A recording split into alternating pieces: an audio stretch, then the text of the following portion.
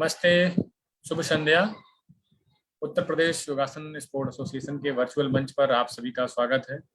Facebook, YouTube और zoom पर देख रहे सभी दर्शकों का इस सांध्यकालीन वेला में वंदन, अभिनंदन, सुस्वागतम।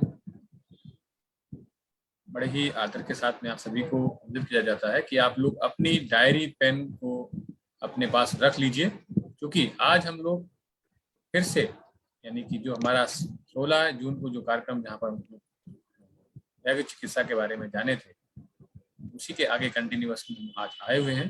हमारे बीच में आदरणीय हेमंत आर्य जी जुड़े हुए हैं, जो कि राजस्थान राज्य से संबंध रखते हैं। साथ ही साथ आदरणीय हेमंत आर्य जी का जो यज्ञ चिकित्सा में एक लंबा अनुभव है, राजस्थान अजमेर पुलिस में एज ए अपनी योग चिकित्सक के रूप में अपनी सेवाएं दे रहे हैं और IYTA के साथ साथ अभी राजस्थान चैप्टर में वरिष्ठ उपाध्यक्ष के पद पर अपना कार्य सेवाएं दे रहे हैं। ऐसे मर्मक और मर्मदर्शी योग चिकित्सक, साथ ही साथ संगीत में विशारद, अपनी योग्यता को दक्षता में हासिल रखने वाले हमारे आदरणीय हेमंत आर्य जी बहुत ही एक्टिव रूप से अपना सेवाएं योग और चिकित्सा में दे रहे हैं।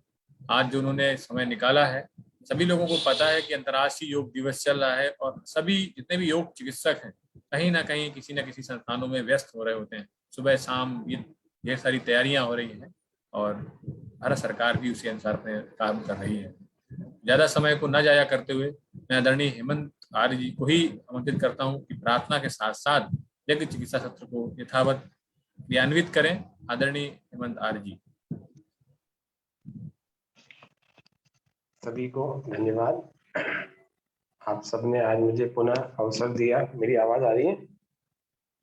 जी आ रही है, बहुत साफ सुथरी आ रही है। आप सभी ने मुझे आज फिर से पुनः अवसर दिया, उसके लिए हृदय से साधुवाद करता हूँ। आइए आज के सत्र को प्रारंभ करते हैं। आंखें बंद कर लेंगे, एक बार सीधे बैठ जाएंगे, श्वास को गहरा भरें और ओम का उच्चारण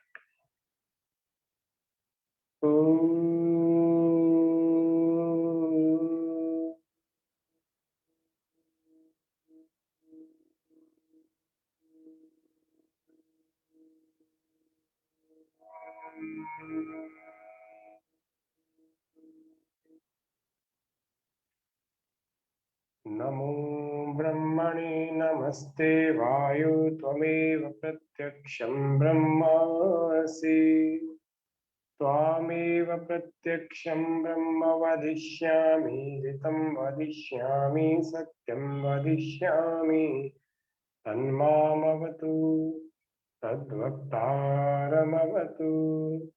अवतु माम् अवतु वक्तारम्।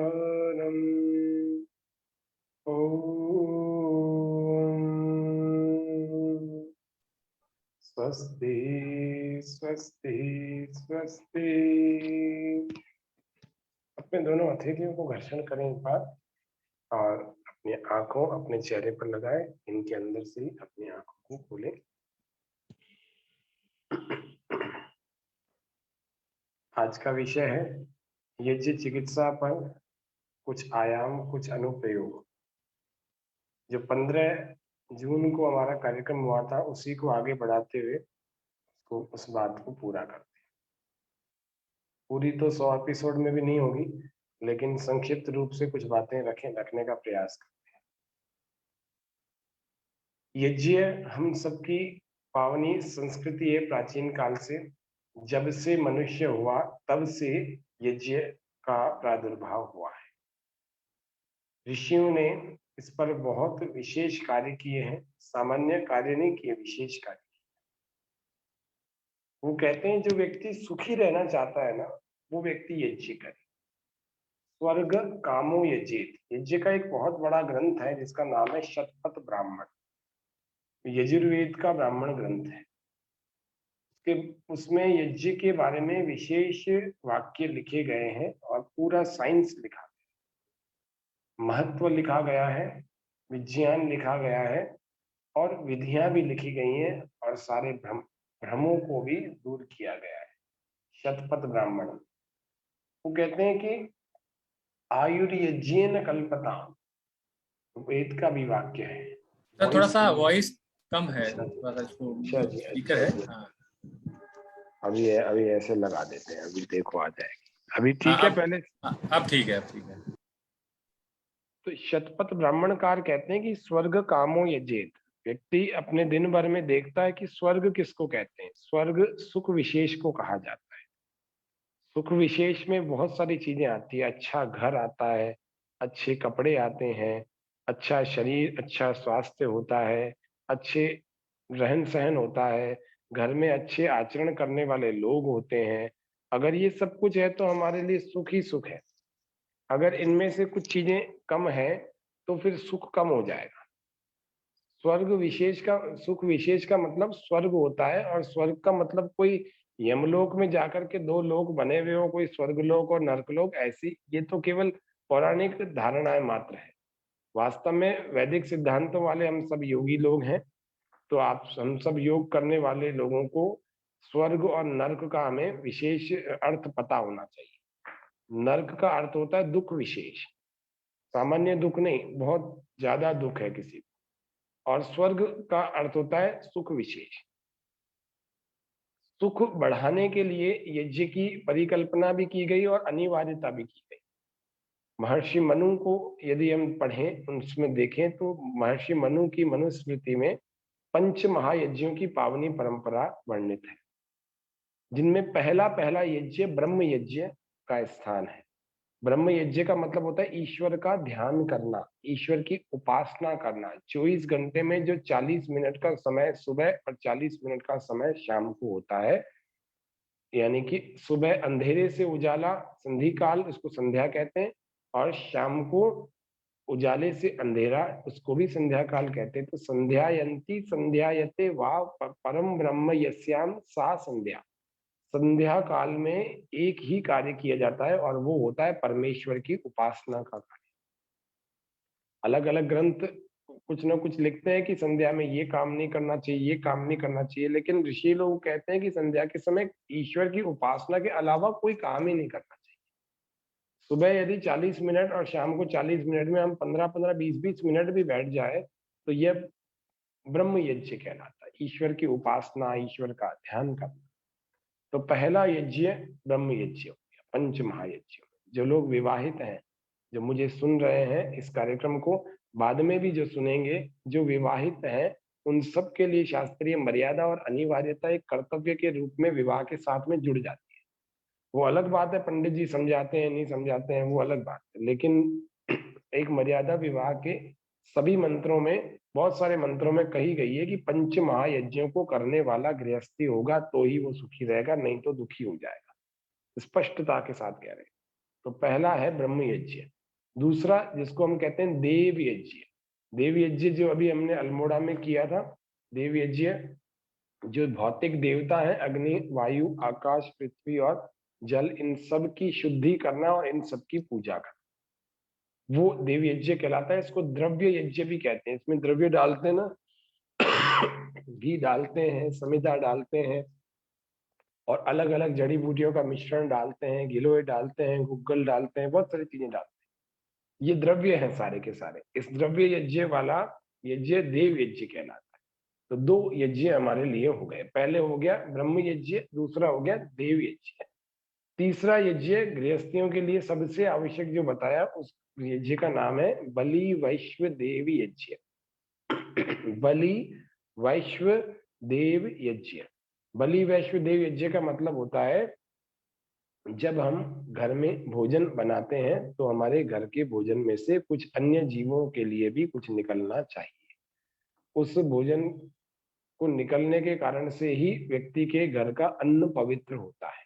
जो मनुष्यतर जीव हैं, चाहे वो गाय है, चाहे कुत्ता है, चाहे चिड़िया हैं, अन्य अन्य दूसरे जीव हैं, उन सब के लिए चाहे हम कच्चा अन्न निकालें चाहे पका हुआ अन्न निकालें, इस यज्ञ को बलि वैश्व देव यज्ञ कहते हैं। एक वाक्य आता है शास्त्र में, यज्ञ न करने वाले को पाप जरूर लगता है, करने वाले को कोई पुण्य नहीं मिलता है। सुनने में बड़ा अजीब लग रहा है, लेकिन यही सत्य है। शास्त्रीय मर्यादा और नियम तो यही है। यज्ञ करने वाले को कोई पुण्य नहीं मिलता, क्योंकि वो कर्तव्य कर्म है। कर्तव्य कर्म करने से कोई पुण्य थोड़ी मिलेगा। अभी ये दुर्गेश जी के साथ में जो बच्चा बैठा हुआ है, वो आकर के इनको आकर के रोज सुबह आके बोले, देखो पिताजी मैंने तो ब्रश कर लिया। मान लीजिए इनका बच्चा हो और आकर के वो रोज बोले कि मैंने तो ब्रश कर लिया। जब वो बिल्कुल छोटा था तब तक तो ये दुर्गेश जी बड़े खुश होंगे, हाँ बहुत अच्छा किया आपने, अपने आप ब्रश कर। जैसे ही वो बड़ा हो जाएगा, 8-10 साल का हो जाएगा, तब दुर्गेश जी क्या बोलेंगे? बोलेंगे ये कौन सी बड़ी बात है, ये तो करना ही होता है, ये तो करना ही होता है, कर्तव्य कर्म है। नहीं करोगे तो आपका नुकसान है। नुकसान क्या? मुंह खराब हो जाएगा, मसूड़े खराब हो जाएंगे, दांत खराब हो जाएंगे, लार ग्रंथि ढंग से नहीं काम करेगी, पाचन तंत्र खराब हो जाएगा, बहुत सारी चीजें हो जाएंगी। जीभ खराब हो जाएगी, बदबू आने लगेगी, सड़ान मारने लगेगा मुंह। तो ये तो कर्तव्य कर्म है, नहीं करेंगे तो पाप जमा हो जाएगा और पाप को फिर काटना पड़ेगा। कैसे काटे? पाप को काटना हर एक के बस की बात थोड़ी है। ये तो पिछले जन्मों के कई कर्मों को, पाप कर्मों का फल आज भोग रहे हैं, तो भगवान को कोसते रहते हैं कि भगवान तुमने मेरे को ही दुख क्यों दिए। भगवान की दुकान में कोई दुख है ही नहीं, वो तो न्यायकारी है। पिछले जन्मों में कोई गलत कर्म कर दिया होगा तो आज दुख मिलते हैं, वर्तमान के जन्म में गलत कर्म कर दिया दुख मिलते हैं। असावधानी जिसको हम कहते हैं, असावधानी के कारण से हमें बहुत दुख मिलता है। तो यज्ञ, तीसरा यज्ञ बलि वैश्व देव यज्ञ, हमारे किचन से, हमारी रसोई से अन्य जीवों के लिए, मनुष्य के अतिरिक्त जो जीव हमारे ऊपर ही पलते हैं सारे, उनके लिए निकालना चाहिए। चौथा यज्ञ जिसको हम कहते हैं पितृ यज्ञ। पितृ यज्ञ भी सभी गृहस्थियों को जिनका विवाह हुआ है उनको करना बनता है, करना ही चाहिए, अनिवार्य।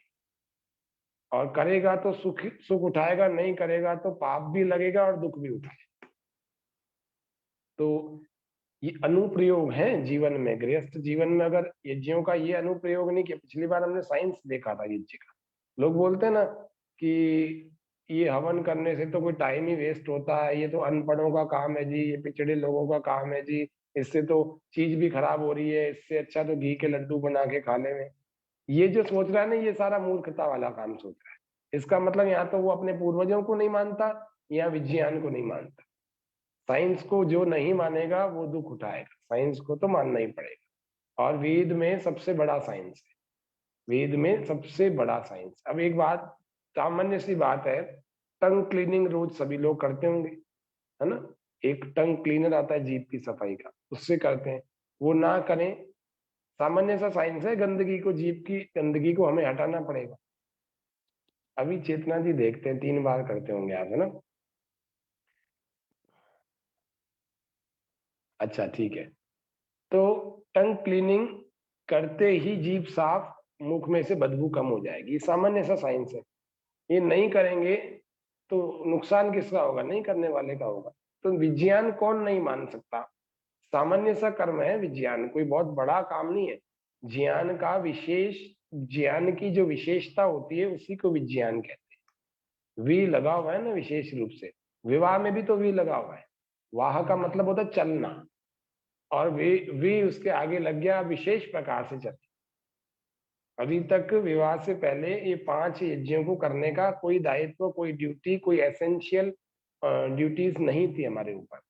लेकिन वाह के आगे वी लगते ही पत्नी आ गई या पति आ गया, जो भी, उन सब के लिए एसेंशियल ड्यूटीज के रूप में यज्ञ शामिल हो गया। उसी को पंच महायज्ञ कहते हैं। चौथा है पितृ यज्ञ। पहला ब्रह्म यज्ञ, जो लोग नोट कर रहे हैं वो कंफर्म कर लीजिए। ब्रह्म यज्ञ, देव यज्ञ, बलि वैश्व देव यज्ञ, चौथा पितृ यज्ञ है। पितृ यज्ञ का मतलब होता है श्राद्ध और तर्पण करना। श्राद्ध का मतलब होता है श्रद्धा पूर्वक जीवित पितरों की सेवा करना, इसको कहते हैं श्राद्ध। श्राद्ध का मतलब वो नहीं होता जो मरने, किसी के मरने के बाद फलाने पंडित को बुलाकर उसको दे दिया जाए और ये परिकल्पना की जाए कि इसको दिया हुआ मेरे मरे हुए पूर्वजों को मिल जाए। ये आडंबर है, ढोंग है, पाखंड है। अगर ऐसा कोई सोचता है तो वो गलत सोचता है। इससे तो वो व्यक्ति, हाँ 3 फिंगर से साफ करते हैं चेतना जी। हाँ, इससे तो वो व्यक्ति ऐसा करे कि अपने जीवित पितरों की, जीवित, मरने के बाद तो किसने क्या देखा है, ईश्वरीय व्यवस्था में चली जाती है आत्मा और नया जन्म ले लेती है अपने कर्मों के अनुसार। तो जीवित पितरों की जो व्यक्ति सेवा करता है उसी को कहते हैं। और श्रद्धा पूर्वक सेवा करता है, जबरदस्ती नहीं करता। अरे इनकी तो सेवा करनी ही पड़ेगी जी, पड़ेगी जहाँ शब्द लग गया इसका मतलब मजबूरी हो गई। मजबूरी नहीं है ये, बड़े प्रेम से और श्रद्धा पूर्वक और करनी ही चाहिए। और दूसरा है तर्पण, उनका तर्पण करना चाहिए। तर्पण का मतलब होता है जीवित पितरों की तृप्ति करना, उनके लिए कपड़े, उनके लिए खाने की चीजें, उनके लिए अच्छा मकान, उनके लिए अच्छी व्यवस्थाएं, सुविधाएं, ये सब चीजें जो आवश्यक चीजें अच्छी अच्छी होती हैं जो अपन कर सकते हैं, जितनी जीवित पितरों बड़े बुजुर्गों के लिए, वो करनी ही चाहिए। उसको हम कहते हैं तर्पण। तर्पण यानी तृप्त करना। मरने के बाद किसको क्या तृप्त कर देंगे? तो श्राद्ध और तर्पण, श्रद्धा पूर्वक सेवा मतलब श्राद्ध, जीवित पितरों की सेवा, जीवित बुजुर्गों की सेवा, और उनकी तृप्ति करना सारे आवश्यक वस्तुओं से, उनको उसको तर्पण कहते हैं। तो श्राद्ध और तर्पण करने को पितृयज्ञ कहते हैं। ये चौथा यज्ञ भी हम सब विवाहितों को करना ही चाहिए। पांचवें यज्ञ का नाम है अतिथि यज्ञ। अतिथि यज्ञ, ठीक है। तो ब्रह्म यज्ञ, देव यज्ञ, बलि वैश्य देव यज्ञ, पितृयज्ञ और अतिथि यज्ञ। शायद कल या आज पितृ दिवस भी था, ऐसा ये कोई ना कोई लगा रहे थे सोशल मीडिया में, आज ही है। तो पितृ दिवस, ये तो दिवस तो बना दिए, वास्तव में तो पितरों की सेवा तो पूरे 12 महीने होनी चाहिए। मैंने एक लेख कई साल पहले लिखा था कि श्राद्ध 12 महीने होने चाहिए, एक दिन नहीं होना चाहिए, या एक हफ्ता नहीं होना चाहिए, या 15 दिन नहीं होने चाहिए। श्राद्ध मतलब श्रद्धा पूर्वक सेवा तो पूरे पूरे के पूरे साल भर होनी चाहिए, हमेशा होनी चाहिए। और ये हाँ डेली होता है, मदर और फादर डे। हाँ, मदर फादर डे केवल साल में एक दिन नहीं होना चाहिए।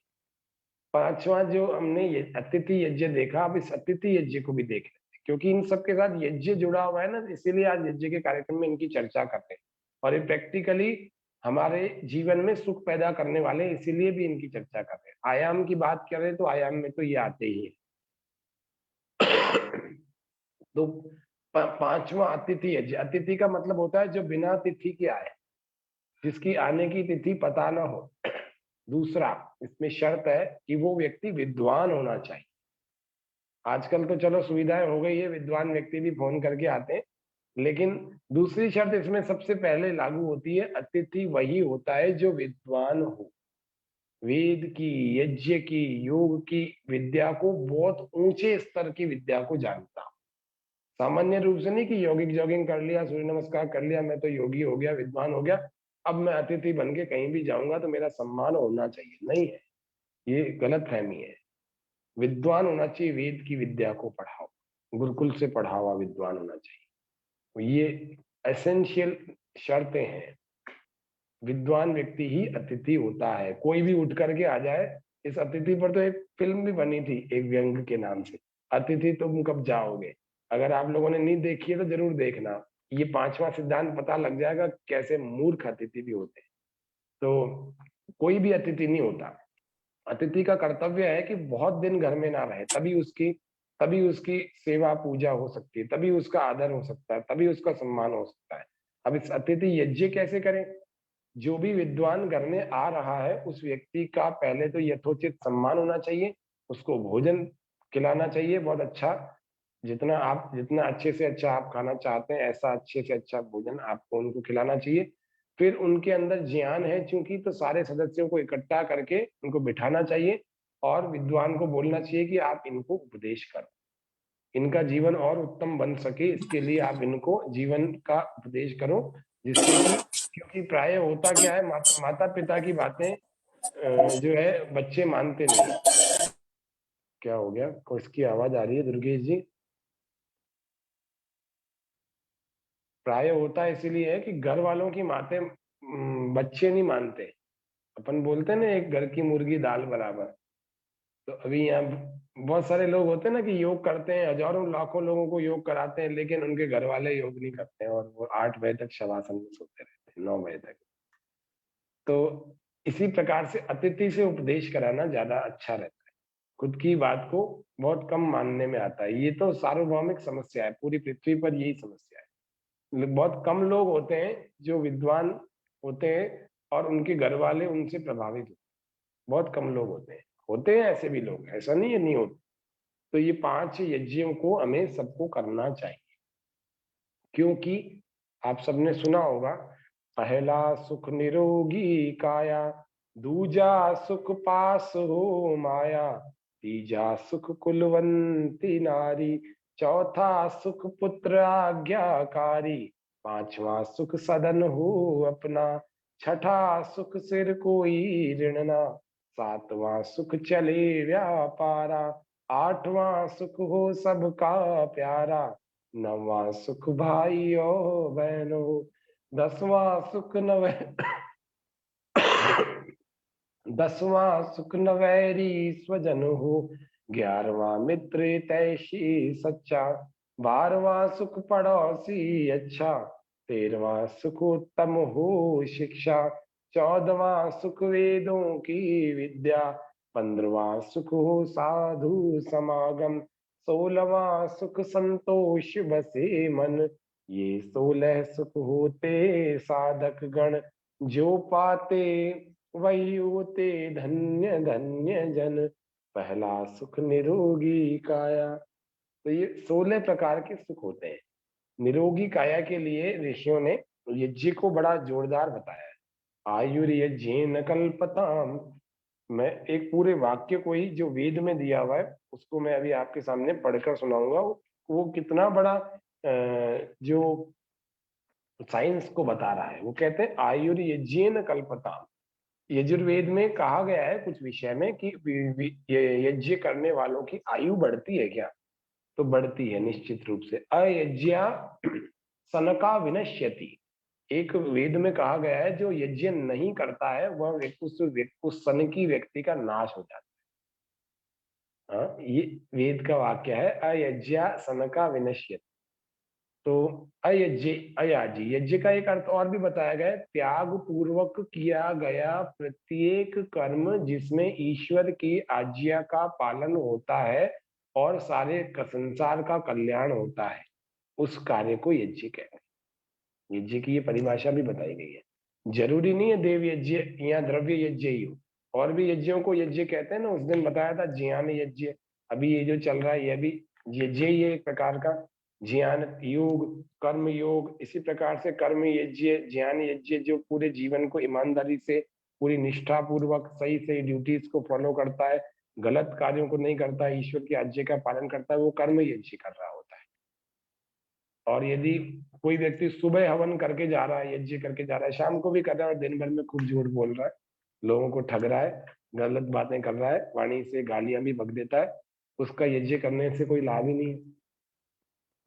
तो वो कहते हैं यजुर्वेद में एक प्रमाण है कि आयु बढ़ जाती है क्या यज्ञ से? बोले हाँ। क्या वाक्य है? तो बोल रहे हैं आयुर्यज्ञेन कल्पताम, प्राणो यज्ञेन कल्पताम, चक्षुर्यज्ञेन कल्पताम, श्रोत्रम यज्ञेन कल्पताम, वाक् यज्ञेन कल्पताम, मनो यज्ञेन कल्पताम, आत्मा यज्ञेन कल्पताम, ब्रह्मा यज्ञेन कल्पताम, ज्योतिर्यज्ञेन कल्पताम, स्वरयज्ञेन कल्पताम, पृष्ठम यज्ञेन कल्पताम, यज्ञो यज्ञेन कल्पताम। ये पूरा क्या क्या कल्पित होता है, क्या क्या किस किस चीज का कायाकल्प हो जाता है। तो आयुर्यज्ञेन कल्पताम, आयु का कायाकल्प हो जाता है। मनोर्यज्ञेन कल्पताम, चक्षुर्यज्ञेन कल्पताम, श्रोत्रम यज्ञेन कल्पताम, वाक् यज्ञेन कल्पताम। क्या क्या चीज शुद्ध नहीं हो रही, क्या क्या चीजों को ताकत नहीं मिल रही, शक्ति किस किस चीज को नहीं मिल रही है। एक मंत्र आपने सुना होगा जन्मदिन के दिन, मैंने वहां पर भी बोला था अल्मोड़ा में, आज भी बोल देता हूँ। ओम तच्चक्षुर्देवहितं पुरस्तात् शुक्रमुच्चरत्, पश्येम शरदः शतं जीवेम शरदः शतं, शृणुयाम शरदः शतं प्रब्रवाम शरदः शतं दीना, श्याम शरदः शतं भूयश्च शरदः शतात्। ओम। तो ये वेद का मंत्र है, संध्या में भी लिया हुआ है। वो क्या कहते हैं, तच्चक्षुर देवहितम पुरस्तात् शुक्रमुच्चरत्। तच्चक्षुर, हम इन आंखों से देवहितम अच्छा देखें, पुरस्तात् शुक्रम उच्चरत, ऊंचे से ऊंची हमारी सोच हो तभी हम अच्छा और ऊंचा देख पाएंगे। फिर कहते हैं पुरस्तात् शुक्रम उच्चर पश्चिम शरद है शतम, हम 100 शरदों तक देखते रहे। हमारी आयु कितनी हो? 100 शरदों तक हो, यानी 100 वर्षों तक। है ना। शरद ऋतु बड़ी जटिल ऋतु कही गई है। शरद ऋतु हर व्यक्ति नहीं निकाल पाता है। शरद ऋतु में पेट खराब हो जाता है, शरद ऋतु में हड्डियों में दिक्कत आती है, शरद ऋतु को अच्छा, लाभ की दृष्टि से देखा जाए शरद ऋतु से सर्दियां शुरू हो जाती है। लाभ की दृष्टि से यदि देखा जाए तो शरद ऋतु शरीर की शुद्धि के लिए बड़ी जोरदार चीज है। एक वसंत ऋतु, एक शरद ऋतु। शरद ऋतु सितंबर अक्टूबर या अक्टूबर नवंबर मानी जाती है, लेकिन सितंबर अक्टूबर को हम कह सकते हैं। शरद ऋतु का जो विधिवत काल होता है वो काल प्रारंभ होता है 23 अगस्त से लेकर के 23 सितंबर 23 अक्टूबर तक, 2 महीने होता है। 6 ऋतुएं हमारे भारत में होती हैं, इन सबका काल भी हमें पता होना चाहिए। अभी जो ऋतु चल रही है, जो कि अभी 3 दिन बाद समाप्त हो जाएगी, वह ऋतु है ग्रीष्म ऋतु। 22-23 अप्रैल से प्रारंभ होकर के 22-23 जून तक चलती है। ग्रीष्म ऋतु का ये काल है, क्योंकि मकर, भूमध्य रेखा, ये आदि आदि इनका जो सिस्टम बैठता है वो करीब करीब 22-23 के आसपास ही बैठता है। जैसे 21 जून है, आप समझ लो 21 जून 22 जून को समाप्त हो जाएगी ग्रीष्म ऋतु। ग्रीष्म ऋतु समाप्त होते ही वर्षा ऋतु प्रारंभ हो जाएगी और वो 23 अगस्त तक चलेगी। और 23 अगस्त से लेकर 23 सितंबर 23 अक्टूबर तक, मतलब 2 महीने, अगले 2 महीने 23 अक्टूबर तक जो चलेगी उसका नाम है शरद ऋतु। शरद ऋतु स्वास्थ्य की दृष्टि से बड़ी खतरनाक ऋतु होती है और बड़ी लाभकारी भी होती है। जो लोग योग चिकित्सक हैं वो सब लोग जानते हैं कि योग का प्रारंभ यदि कोई व्यक्ति करना चाहता है तो शरद ऋतु से करे और षट कर्मों से करे। अपने शरीर की शुद्धि करनी है तो षट कर्मों से करे, और वो षट कर्मों को करने का सबसे उत्तम काल यदि होता है तो वो शरद ऋतु होती है, और सेकंड उत्तम काल होता है तो वो वसंत ऋतु होती है। तो ये 23 सितंबर तक, 23 अक्टूबर तक हमारी शरद ऋतु चल गई। और 23 अक्टूबर के बाद हमारी एक ऋतु और चलती है जिसका नाम है हेमंत ऋतु। और 23 दिसंबर से लेकर के 23 फरवरी तक जो ऋतु चलती है उसको हम कहते हैं शिशिर ऋतु, क्योंकि शिवरिंग करता है, सबसे ज्यादा सर्दी होती है उस काल में। और फिर 23 मार्च से, यानी 22-23 मार्च से प्रारंभ होकर के 22-23 अप्रैल तक जो ऋतु होती है उस ऋतु को हम वसंत ऋतु कहते हैं। और उसके बाद जो ग्रीष्म होती है उसके बारे में बता दें। इस प्रकार से ये 6 ऋतुओं का 12 महीनों में विधान होता है। इन ऋतुओं को यदि जो व्यक्ति समझ लेता है वो यज्ञ से भी लाभ उठा सकता है, योग से भी लाभ उठा सकता है, सभी दृष्टियों से, संसार की सभी चीजों से लाभ उठा सकता है, यदि उसको यथार्थ ज्ञान है किसी चीज से लाभ उठाने का। और नहीं है तो अच्छे से अच्छी चीज उसके लिए नुकसान कर सकती है। बढ़िया सा अखरोट भी गर्मी में 5-6 खा लिए तो शरीर में गर्मी हो जाए। बढ़िया सा बादाम भी अगर शरीर में गर्मी में अगर 10-15 खा लिए तो गर्मी हो जाएगी शरीर। तो यहाँ छाले हो जाएंगे, यहाँ हो जाएंगे, यहाँ हो जाएंगे। यज्ञ इतना सुंदर होने के बाद भी अगर कमरे में, बंद कमरे में कर लिया तो नुकसान हो जाए। उसमें गर्म पदार्थ ज्यादा डाल दिए तो नुकसान हो जाए। यज्ञ में नमक डाल दिया तो नुकसान हो जाए। बीमारियां ठीक होती हैं यज्ञ से। जिन लोगों को टाइफाइड की समस्या रहती है उन लोगों के लिए फॉर्मूला बता रहा हूँ। नीम शिरायता इकट्ठा कर लेंगे, वो पंसारी के पास या जनरल स्टोर पर मिल जाता है। नीम के पत्ते तो हमारे पास में पेड़ पर ही मिल जाते हैं, और शिरायता पंसारी के पास मिल जाता है। एक पित्त पापड़ा होता है और एक त्रिफला होता है। इन 4 चीजों को लेकर के बराबर मात्रा में पीस करके एक डिब्बे में भर के रख लीजिए। जब भी लगने लगे कि बुखार पुराना हो गया या टाइफाइड की शिकायत बता दी विडाल टेस्ट में डॉक्टर ने, तो उस व्यक्ति को यज्ञ करने के, यज्ञ कुंड के पास बिठा करके यज्ञ करके 5-7-10 आहुतियां, और जब उसकी राख बच जाए उस राख में इन 4 चीजों को और घी को डाल दीजिए बराबर मात्रा में। टाइफाइड का रोग बहुत जल्दी ठीक हो जाएगा। वो तो वैज्ञानिक लोग तो कहते हैं कि 30 मिनट में टाइफाइड के कीटाणु नाश हो जाते हैं, समाप्त हो जाते हैं। फिर भी 1-2 दिन करेंगे, निश्चित रूप से टाइफाइड दूर हो जाएगा। कई सारे लोगों का कई सालों से बैठा हुआ है। टाइफाइड, निमोनिया ऐसी बीमारियां हैं जो एक बार हो जाता है तो व्यक्ति का शरीर उभर नहीं पाता, वापस उस स्थिति में नहीं आ पाता जैसा पहले था। सब लोगों का नहीं हो पाता, कुछ लोगों का हो जाता है। एक ज्वर नाशक है, पिछली बार बताया था, अजवाइन। अजवाइन की यदि हम आहुति अग्नि पर देंगे, अग्नि की जलती हुई अग्नि में ना दे करके यदि हम उस आहुति को पूरे, जब अंगारे बन जाए उस अंगारे के ऊपर देंगे और उस धुएं को थोड़ा थोड़ा सा भीतर ले लेंगे और थोड़ा सा दूरी की तरह दूरी में रखें, एकदम से पास में ना रखें, थोड़े से दूरी में रखें। और उससे धीरे धीरे उसमें अजवाइन डालते रहें और उसकी खुशबू को लेते रहें। इससे सामान्य ज्वर या दूसरा भी कोई ज्वर होता है तो वो दूर हो जाता है, और टाइफाइड के लिए तो विशेष फॉर्मूला बता दिया। तीसरे, मस्तिष्क बलवर्धक, जिसको दिमाग को तेज करना है उस व्यक्ति को सफेद चंदन की आहुति और शहद की आहुति अग्नि में देनी चाहिए। जिस व्यक्ति को केवल आंखों की ज्योति ही बढ़ानी है तो उसको केवल केवल शहद की ही आहुति देनी चाहिए। जिस व्यक्ति के जोड़ों में दर्द है, वात रोग है, उसको पिप्पली की आहुति अग्नि के अंगारों में देनी चाहिए। जिस व्यक्ति को मनोविकार है, मानसिक विकार बहुत है, काफी सारे ऐसे बच्चे होते हैं, बड़े भी होते हैं, मैंने देखा, जो अपनी उम्र से बहुत कम उनका मस्तिष्क का स्तर होता है। 15 साल का बच्चा है और 5 साल की बुद्धि है, तो मनोविकार है ये। तो इसको क्या करें? इसके लिए यज्ञ में कुछ व्यवस्थाएं बताई हैं, वो है गुग्गुल और अपामार्ग। एक अपामार्ग नाम की जड़ी बूटी होती है, अगर आपने सुना हो तो।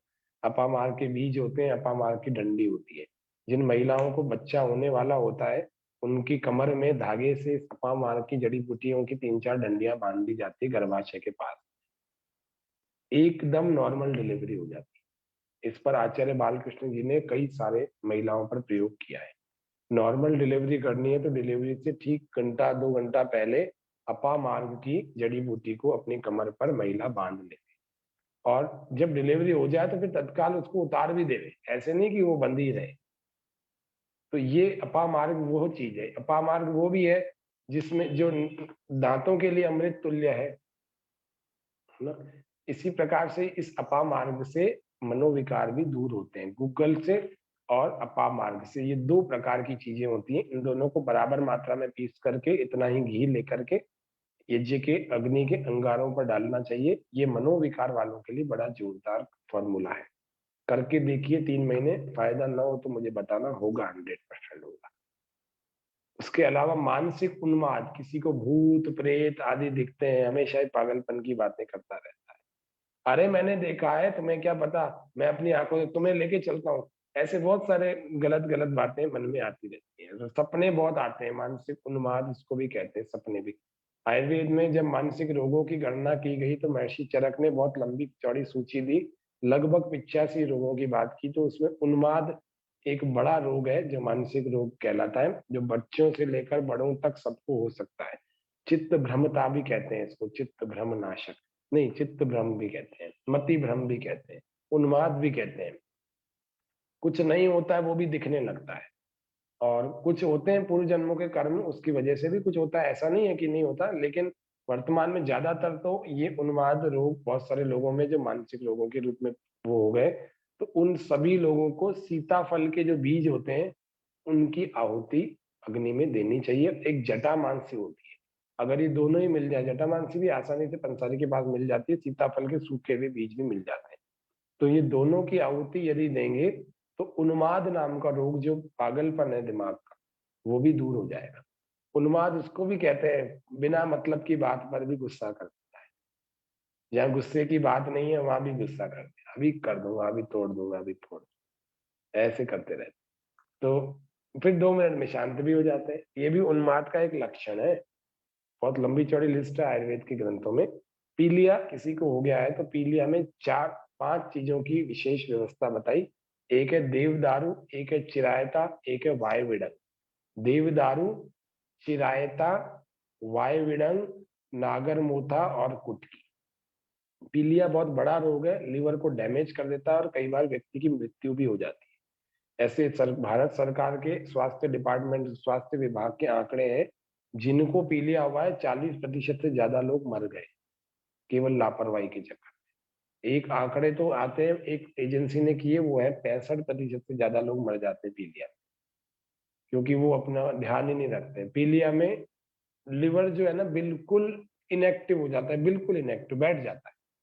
अब जब वो बैठ जाता है तो फिर भी वो क्या कर रहा है, रोटी खा रहा है, सब्जी खा रहा है, और भी तमाम तरह की चीजें खा रहा है। ये जीभ जो चटोरी होती है ना, बुखार में और ज्यादा चटोरी हो जाती है कुछ लोगों की। 5-7 दिन खिचड़ी खाता है ना, तो फिर उसके बाद फिर और चटोरा हो जाता है। अब बहुत बढ़िया बढ़िया चीजें चाहिए। ऐसा कई बार होता है कुछ लोगों के साथ। तो वो लोग क्या करते हैं, बहुत भारी भारी चीजें खा तो लेते हैं, लेकिन अंदर तो क्षमता ही नहीं है पचाने की। लीवर ही एक ऐसी एकमात्र जो है एंडोक्राइनल ग्लैंड है हमारे शरीर में, अंतःस्रावी ग्रंथि या अंग कह सकते हैं या ऑर्गन कह सकते हैं, जो 99% डैमेज हो जाए ना फिर भी पूरा का पूरा उभर सकता है, रिकवर हो सकता है यदि सही चिकित्सा ले ली जाए। बाकी सारी कोई चीज पूरी तरह से रिकवर नहीं हो सकती, ना किडनी ना दूसरे अंग। लेकिन लीवर इतनी गजब की चीज परमात्मा ने बनाई है जिसका वजन 1400 से 1600 ग्राम पुरुषों में होता है और महिलाओं में 1200 से 1400 ग्राम लगभग होता है। मनुष्य के पूरे शरीर के वजन का 2% वजन हमारे लीवर का होता है और ये दाईं ओर होता है, दाईं ओर बसा हुआ होता है। और ये कितना ही डैमेज हो जाए, चाहे लिवर सिरोसिस हो जाए, चाहे फैटी लीवर हो जाए या कुछ भी हो जाए, ये वापस रिकवर करने की क्षमता रखता है। तो इस तरह से यदि हम अपने शरीर को छोटे छोटे अंगों की दृष्टि से यदि हम समझेंगे तो हम अपने यज्ञ के द्वारा भी अपने शरीर की चिकित्सा कर सकते हैं, अलग अलग रोगों की चिकित्सा कर सकते हैं। तो यह पीलिया के लिए देवदारू, चिरायता, नागरमोथा, कुटकी और वायविडंग, मैं आपको बाद में इसको शेयर भी कर दूंगा, सारी 23 रोगों की सामग्री। आप चिंता ना करें, किसी का लिखने से रह भी गया तो परेशानी की बात नहीं है, लेकिन कोशिश करनी चाहिए हाथों हाथ लिखने की, इसीलिए क्योंकि अपनी पेन के नीचे से जो चीज गई हुई होती है ना तो इधर भी आ जाती है, और जो नहीं गई हुई होती है ना वो लिस्ट रखी रहती है, हाँ ठीक है देखेंगे जब जरूरत होगी उस लिस्ट को देख लेंगे, ऐसा नहीं होता। मैं 23 चीजें बता रहा हूँ, आप 23 में से कम 8-10 तो लिख लीजिए, क्योंकि वो बहुत आवश्यक रोज काम आने आने चीजें। मधुमेह की के लिए पिछली बार हमने बात वहीं रुक गई थी, तो मधुमेह के लिए कुछ 4 सामग्रियां थी, याद आ गई दुर्गेश जी को। हाँ? एक है करेले का डंठल, एक है पीला लोभान, एक है जामुन के पेड़ की छाल, और एक जिसको हम गुग्गुल कहते हैं, गूगल, है ना, ये बिना मिलावट वाला होना चाहिए। गूगल भी आजकल मिलावट वाले आ रहे हैं, बदबू आने लग गई। कपूर भी आजकल सिंथेटिक बदबू आने लग गई। सामग्री लेवे तो शुद्ध लेवे, थोड़ा ये ध्यान रखते हुए करें। ढूंढना चाहिए आपको, एक पंसारी के पास नहीं मिलती दूसरे के पास, सूंघे, थोड़ी पहचान करें। इतना गूगल आगे बढ़ गया है जमाना, ढूंढे कि असली की पहचान क्या होती है। फिर बोल रहा हूँ, लोभान, गूगल, पीला लोभान बोलेंगे तो अच्छा लोभान मिलेगा, गूगल, करेले का डंठल और जामुन के पेड़ की छाल, ये 4 चीजों को बराबर मात्रा में ला करके पीस करके रखें, और पीस करके रखने के बाद में इसको डिब्बे में भर के रखें। जब भी हवन करें घी भी डालें बराबर मात्रा में, सामग्री भी डालें। डायबिटीज वालों को उसके पास बिठा दें थोड़ी सी दूरी पर, लगभग 5-7 फुट की दूरी पर यज्ञ कुंड से, वहां बैठ करके उनसे आसन, मंडूकासन, कपालभाति, बाह्य प्राणायाम, अग्निसार और अनुलोम विलोम आदि, और भ्रामरी और उद्गीत और ईश्वर का ध्यान, ये अवश्य कराएं। निश्चित रूप से उनकी डायबिटीज बहुत जल्दी भाग जाए, और मौन रहते हुए करवाना चाहिए, सब विचारों को शांत रहते हुए। यूं नहीं कि आधे घंटे बाद उसको कहीं भागना है, फिर नहीं होगी। पूरा निश्चिंतता होनी चाहिए। उसके बाद 2 घंटे हैं तो वो 1 घंटा योग करे, 1 घंटे बाद में उसको ये निश्चिंतता हो कि मुझे अभी एकदम से कहीं भागना नहीं है उठ करके। ये भागने वाला तनाव बड़ा खतरनाक होता है, यज्ञ करने के बाद एकदम भागना है तो मन उस 1 घंटा उसमें लगता ही नहीं। हर बार वो चेन चलती रहती है, इसके बाद ये करना है, इसके बाद ये पागलपन, ये गधे की, इसको अपन कोल्लू का बैल कहते हैं ना, ये हो गया है। अच्छे काम भी कर रहे हैं तो दिमाग में चक्र चल रहा है कि इसके बाद ये करना है, तो उस कार्य का फल ही नहीं मिलता। मनुष्य अपने आप को बहुत बुद्धिमान समझता है ना, कम समय में मैं बहुत सारे काम निपटा लूं, एक दिन खुद ही निपट जाता है, इतना जल्दी जल्दी करता है। खाना भी जल्दी जल्दी खाएगा, खाने के बाद गाड़ी भी जल्दी जल्दी चलाएगा। आयुर्वेद में सामान्य सा नियम है, योग चिकित्सकों ने अगर जाना हो तो अच्छी बात है, नहीं जाना हो तो एक बार निवेदन कर रहा हूँ कि जो व्यक्ति स्वस्थ रहना चाहे वह व्यक्ति प्रतिदिन सूर्योदय के अगले 2.5 घंटे, अधिकतम 3 घंटे के अंदर अंदर दोपहर का भोजन कर ले।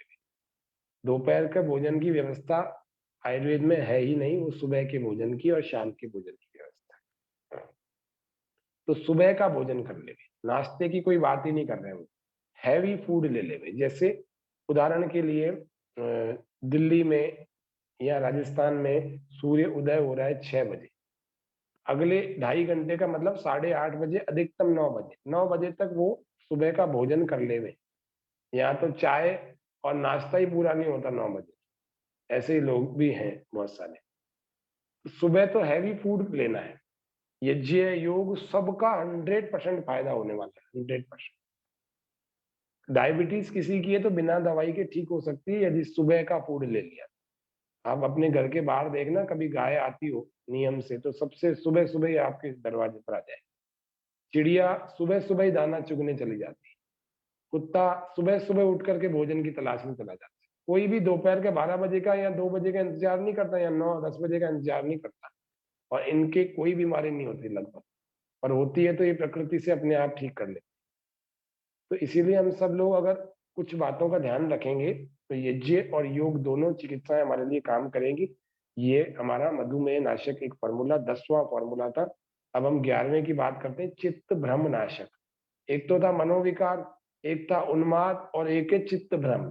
मैंने उस समय भी चित्त भ्रम बोला था, एक चित्त भ्रम अलग ही होता है। तो यहाँ बैठे बैठे कुछ ऐसी आकृतियां दिख जाएंगी कि मेरे को तो देवी के दर्शन हो रहे हैं और मेरे को तो राक्षस दिख रहा है, मेरे को तो भूत दिख रहा है, तुम इस लाइट को बंद कर दो, तुम मेरे सामने से दूर हो जाओ। मेरे को अभी मैं यहाँ 15 मिनट सोया, कर्राटे भर के 15 मिनट में सपना देख लिया, एकदम घबरा के उठ गया। चित्त में क्या भ्रम हो गया? उस भ्रम के नाशक के लिए भी योग करने वाले को वैसे होता नहीं है, फिर भी यदि किसी को हो रहा है तो कुछ चीजें बड़ी जोरदार हैं जो हमारी रसोई में रहती है। एक होती है बड़ी इलायची, एक होता है शहद, एक गुग्गुल, एक सफेद चंदन। ये 4 चीजें तो बड़ी महत्वपूर्ण है। और उसके अलावा जो पंसारी आदि से मिल जाती है वो है अगर। अगरबत्ती में जो प्रयोग होता है, आजकल तो कचरा डालते हैं अगरबत्ती में, कोई अगर अगर नहीं डालता। एक अगर, एक नागर मोथा आता है, नागर मोथा महुआ, और एक कचूर आता है कचूर, और एक होता है खस। ये 4 चीजें बाजार से मिल जाएंगी। बड़ी इलायची हमारे को घर में होती है लगभग, है ना। एक एक नरवी नाम की और चीज होती है, वो भी पंसारी से मिलेगी। फिर बोल देता हूँ सभी चीजों को। कचूर, खस, नागर मोथा महुआ, नरवी, सफेद चंदन, गुग्गल, अगर, बड़ी इलायची और शहद।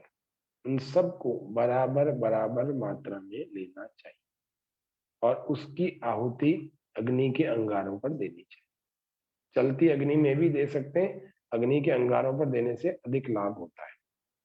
आगे चलते हैं। क्षय, टीबी, मलेरिया, सर्व रोग नाशिनी।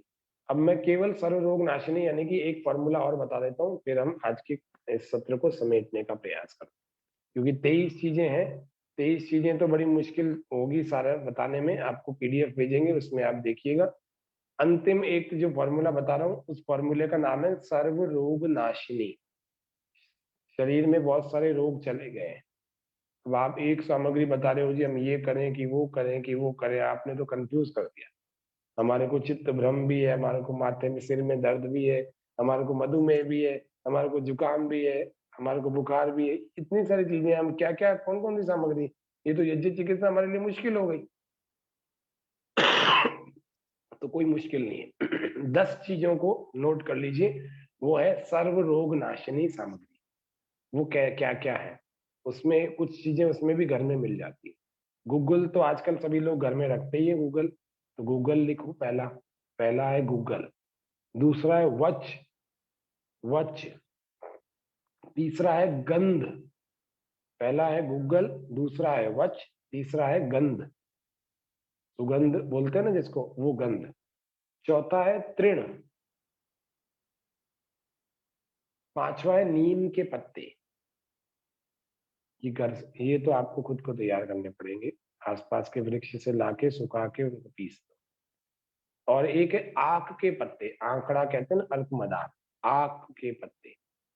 एक है अगर, जिससे अगरबत्ती बनती है। एक है राल, जो एड़ियां फटने में बड़ी काम, एड़ियों को, फटी हुई एड़ियों को सही करने में बड़ी काम आती है और भी काम में आती है। एक है देवदारू, और एक छिलके वाली मसूर की दाल।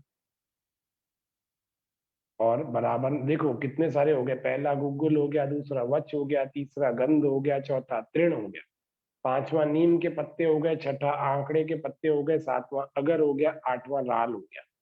9वां देवदारू हो गया और 10वां छिलके सहित मसूर की दाल। 10 चीजें बोली थी, 10 में से 8 भी मिल जाए तो इन सबको इकट्ठा करके पीस करके बराबर मात्रा में भर लो। मैं सारी योग कक्षाओं में इन 10 की 10 सामग्रियों को इकट्ठा करके उनको यज्ञ करवाता हूँ और साथ साइड में योग भी कराता रहता हूँ, और उनके ऊपर जबरदस्त परिणाम मिले हैं। मैंने 4-5 साल से इस अभ्यास को कर रखा है। अभी 2 साल से तो सारी योग कक्षाओं में कर रहा हूं। उनको बोल रखा है मैं आऊंगा ही तभी जब रोज हवन होगा। तो बोले सर आपकी मर्जी है, जो चाहो करो। तो उन सबको बोल रखा है कि आपकी सामग्री ले आओ, घी ले आओ, यज्ञ कुंड ले आओ, एक बार लाना पड़ेगा और उसके बाद रोज आप योग करोगे तो जल्दी ठीक हो जाओगे। तो लोगों को लगता है ये जल्दी ठीक होने वाला मामला बड़ा बढ़िया है। तो जल्दी ठीक होने का मतलब तो व्यक्ति फिर खर्चा करता ही है, और इसमें कोई लंबा चौड़ा खर्चा होता भी नहीं है। छोटा सा कम, बहुत कम बजट में ये सब चीजें तैयार हो जाए। इतना लिया जाए जितना घी हमारे पास, उतना उतना घी उसमें डाल दिया जाए। मान लीजिए 100 ग्राम सामग्री आपने, नहीं 50 ग्राम सामग्री से आज हवन करेंगे आप। 10 बीमारों को बिठा दिए जिनके कई सारी बीमारियां हैं। 50 ग्राम हवन सामग्री आपने रख ली, हवन पूरा हो गया, उसके अंगारे तैयार हो गए। अब 50 ग्राम हवन सामग्री में आपको 50 ग्राम घी डालना पड़ेगा, पूरा मिक्सअप करना पड़ेगा हलवे की तरह, ऐसे बना दिया। फिर उसके बाद अलग से घी और रखो, इसको डालो और बीच बीच में घी भी डाल दो। इस तरह से यज्ञ करना होगा, तब जाकर के बड़ा जोरदार काम करेगा यह सर्व रोग नाशिनी का फल। तो ये मैंने आज अपना विषय रखा है। बातें तो बहुत सारी हैं, लेकिन संक्षिप्त और कम समय में अपनी बात को मैंने रखने का प्रयास किया आज के विषय पर। किसी का कोई प्रश्न हो तो स्वागत है।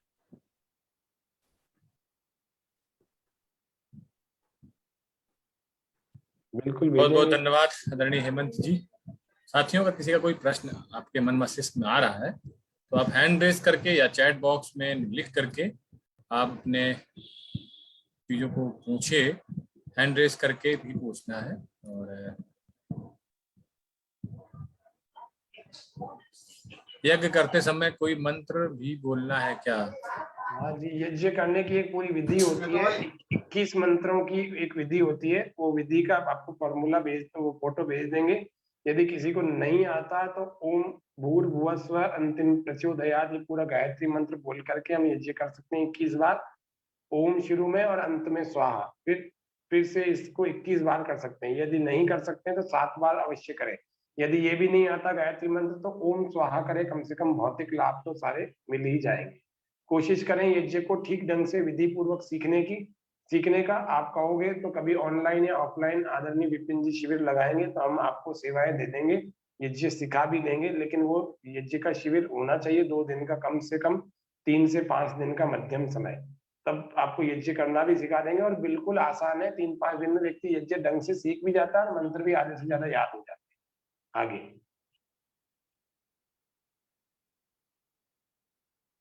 चैट बॉक्स में एक क्वेश्चन और आया हुआ है।